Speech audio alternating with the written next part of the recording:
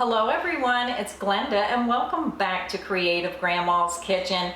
It's a really hot day today, and when it's 90 degrees outside, the one thing I do not like to do is turn my oven on. So today I'm going to show you one of our family favorites, and this is my daughter's family favorite. And she said, "Mom, if that's what you're cooking today, make sure you make me some."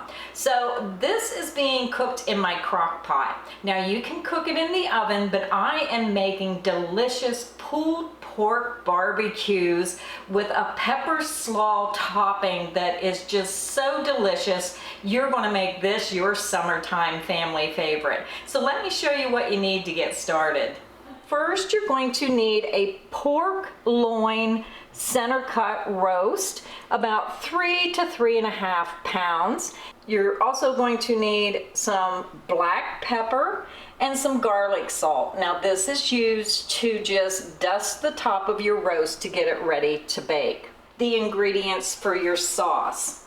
You're going to need 1 cup of chopped onions, 1/2 cup of margarine or 1 stick of margarine, 2/3 cup of vinegar, 1/2 cup of brown sugar. Now I use light brown sugar.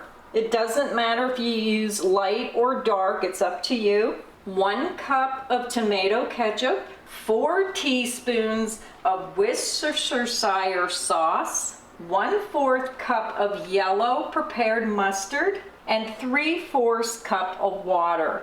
To make our pepper slaw topping, you're going to need 1 medium head of cabbage, or about 7 cups of finely shredded cabbage. You're going to need 1 carrot or 1/2 cup of finely shredded carrots. It's up to you how much you put in. I'm using about 1/2 cup.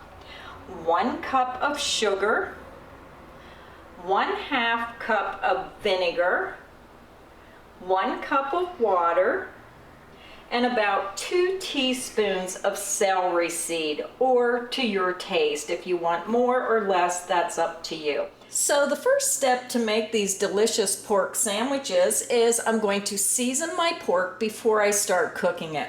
I'm going to be using some garlic salt and just regular black pepper. So you can season this to taste, put as much on as you like or as little as you like. So I'm just going to sprinkle the top with garlic salt, sprinkle with black pepper, and that's all I'm going to do to season my pork. Next, I'm going to take some Reynolds wrap with foil. I'm going to place my roast right on the foil, and then I'm going to wrap it up. Now, because I'm cooking this in the slow cooker, I want to make sure this is really sealed tight. I want to keep all those flavors and all that juice inside the foil. I have my slow cooker or my crock pot. I'm just going to place my pork roast right inside my crock pot. Now I'm going to add just a little bit of water just to cover the bottom to help so it doesn't burn and make that brown on the inside of my crock pot. This makes it so much easier to clean. You're going to put your crock pot on low, place the lid on top, and you're going to let this cook probably around 5 to 6 hours on low. You don't want to rush your pork. You want it to cook slow, and you want to cook it until your pork is completely done and falls apart easily. It's been 6 hours, so now I'm going to check my pork roast, make sure it's done. And this is very hot, so be careful. So I'm just going to test it with my fork, and I can see that it's pulling apart really easy, so I know it's done. So now I'm just going to drain the juice off and then pull my pork roast out of the crock pot. So my pork roast is definitely done. It's really falling apart. So I'm just going to take these pieces that fell apart, pull them over here, and I'm going to flip this over. And I'm going to remove this fat. I don't want the fat in my pulled pork. I don't like getting a bite of fat. If you like the fat, you're more than welcome to keep that in there. I think it's a better sandwich when you remove that fat. Then we're just going to pull your pork apart. Now I'm just going to cut this right down through the center with my fork. You can see how that really comes apart. And then you're just going to use your fork and just pull that pork apart. So just go ahead and continue and just pull that pork until it's all shredded and pulled apart. And then I'll be back and we'll get our sauce started.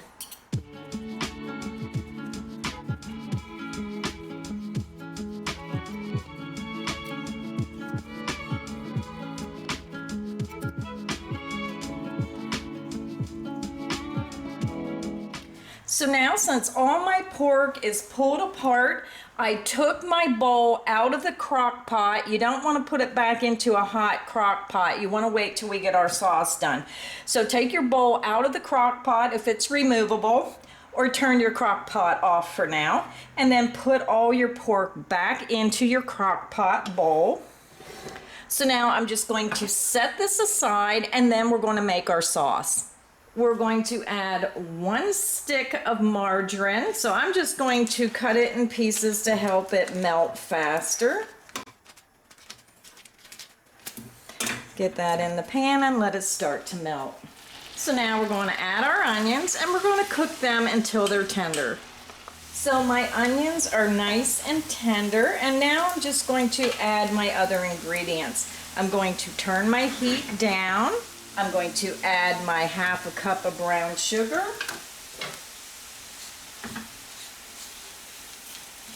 one cup of tomato ketchup, and just blend it all together as you're putting it in. 2/3 cup of vinegar, 4 teaspoons of Worcestershire sauce. That's 1, 2, 3, and 4. 1/4 cup of yellow mustard and 3/4 cup of water. So now we're just going to blend that all together. I was using a wooden spoon, but I think a whisk works a little bit better with this. So go ahead and really stir everything together, and then just let that set on the stove and simmer for about 10 minutes. So as your sauce is simmering, this is a perfect time to taste test. If you think it's a little too tart, you can add a little more sugar. And if you think it's a little too sweet, you can add just a touch more vinegar. So my sauce has been simmering for about 10 minutes. So it looks good. Now I'm going to pour my sauce right over my pork in my crock pot. Now if you want extra sauce, then save some of your sauce for when you make the sandwich if you like a lot of extra sauce. So let's dump this right on top of the pork. And I'm going to save a little of that sauce. And then you're just going to blend this together. And now I'm going to put my crock pot back in the cooker, and I'm going to put it on low. And now we're going to make our pepper slaw, which really finishes sandwich off nicely. So to begin our pepper slaw, we're going to add our 7 cups of shredded cabbage in our bowl. You might need a bigger bowl. I'm going to add my 1/2 cups of carrots, and I'm just going to mix that together. So you can just use your hand. Now my bowl is really full, but you just want to blend it, and the carrots is to give it color, just to make it look nice. So now I'm going to add my 1 cup of sugar, 1/2 cup of vinegar, 1 cup of water, and I'm going to add 2 teaspoons of celery seed. Now this is a 1/2 teaspoon because the teaspoon won't fit in my container. And then we're just going to mix. And you just want to mix and get everything coated and everything blended. So now you just want to cover it with plastic wrap, stick it in your fridge until you're ready to serve your pork sandwiches, and then it just stays nice and crisp.